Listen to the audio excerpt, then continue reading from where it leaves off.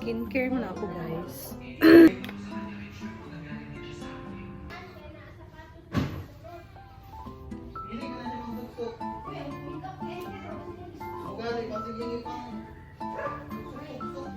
Minsan lang din talaga ako nag-skin. Pagka lumalabas lang ng bahay. Or pag merong lakad. Anong kabinet? Next, toner. Ah!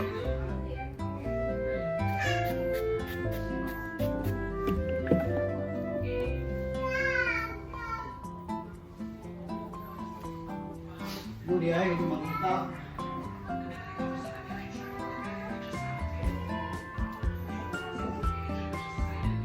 Ayan. Please. Moisturizer. Papaya Gluta Whitening Gel. Paubos na, guys. Wala na akong pambili. Susunod na sahod pa.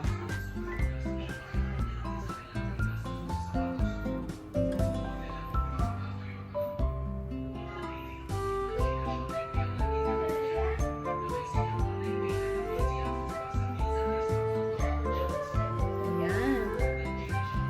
So, panding ko muna to.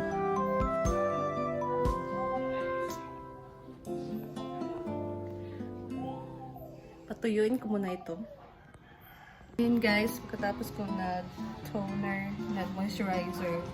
So, ano yung ginamit ko? Sunscreen. So, tapos ako naglagay ng sunscreen.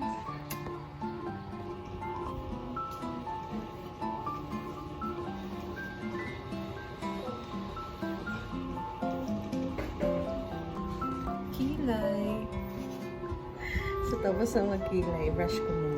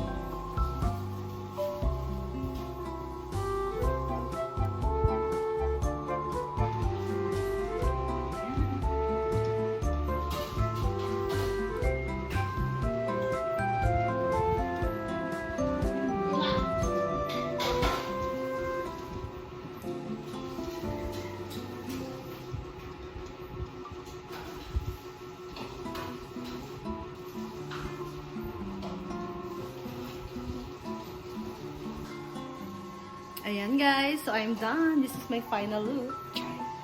So, samahan niyo kami ngayon, pupunta na kami ng church. Let's go.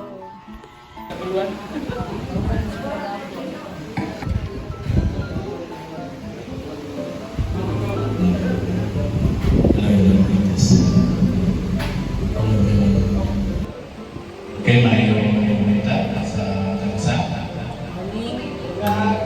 Sobrang ato pagdunganan. I will enter, receive, sweet thanksgiving in my heart. I will enter, restore, sweet praise.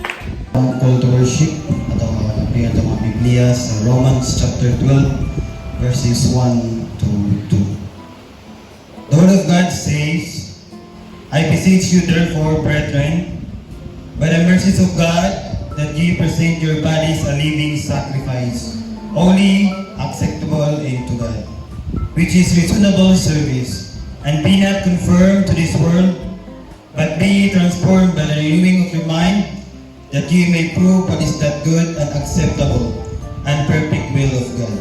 And Diyos ko nagpanalangin sa pulong ato ang gibasa o sa ato ang opening hymn atong kataw na malipayong makikuban niya sa... Ayan, guys, so we're home from church. So kain na kami ng lunch. Let's go. Meron kaming fried chicken.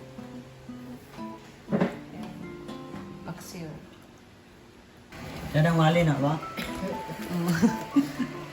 Kain.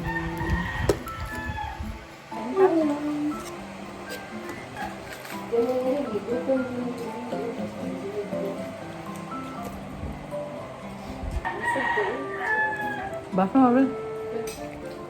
Ba, nangalin ba rin? Ha? Nangalin na ba rin? Abli ka ba? Gusto nga halin? So, nangalin. Ayun guys, so tapos na akong kumain. Si Justin na lang naiwan sa lamesa. Hindi pa siya tapos. So, let's go na sa labas. Ganito ang ginagawa namin pagka everyday.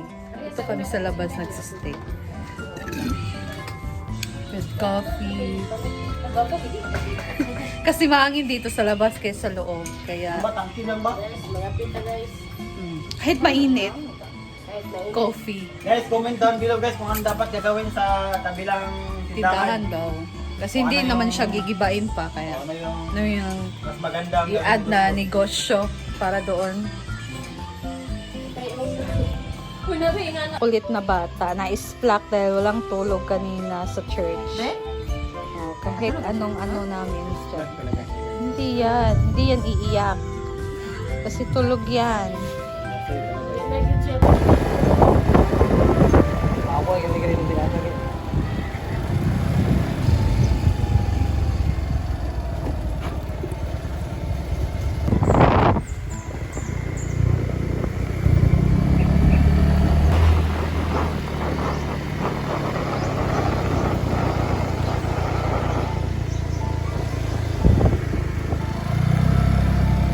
Sabi, balik mo. Takbuhan na ubalte. Kita na ako bulo. Ayan guys, so nandito kami ngayon sa Mandangisya kasi kukunin namin yung yung bunga ng saging. And Kaya itong panahon, masarap yung ano. yung ano ngayon pa na, yung weather ngayon is maulan na and malamig. So nakalingkawas na sa kainit, no? So samahan niyo kami ngayon guys. Let's go. Yan guys, nandito na kami sa tuktok. Charot. Kukunin naman itong saging. Ayan o. Tuturuan ko kayo guys paano mag-ano ng saging na hindi na dadamage yung Damage? Ah. Halad ako, hindi na nga puno ano. okay ng saging. Yan guys, so nandito kami ngayon sa lupa ni Diva. May tinanim kasi dito ng mga saging and may bunga na. Last time nakakuha na kami dito. So ito naman tong ano, may tumubo na naman. So kunin namin to. Kasi magluto kami ngayon ng saging.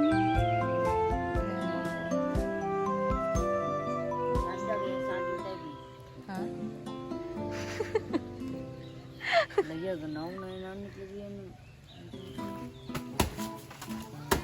Guys. And guys, naputol na nga ang ating saging. At ito yung palatandaan guys na yung saging is maganda siya, hindi siya may butlig-butlig na maitim. Totoo. Kapag meron itong maitim mga butlig-butlig guys, it means or ano na hindi to maganda na saging. Mapait tsaka may mga ano siya, maitim na sa kanyang laman. O mga kanyan ba. Nasa sakto lugar na. Unfortunately, damage yung dalawa lang naman. Kasi mababa yung pagkaano ko. So kailangan kunin natin yan guys. Yan yung mga ano sa mga minuno. Hindi kasi expert ang nagputol. Behind the scene eh. So, tawagan namin. Si tawagan na. Saba? Dili ba ang pagtanggal? Pagsipi. Oh, so sinipi na mga bebshi. Bebshi lang. Ang tawag sa amin ito guys, pagsipi. Sipi mo yung pagsipan.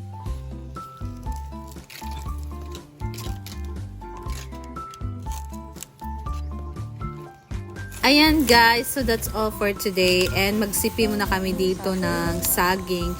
So abangan nyo ang part 2 nito dahil maglungag kami or magluto kami nitong saging. And that's all for today guys. See you to my next video. It's me, Simply Amore. Bye!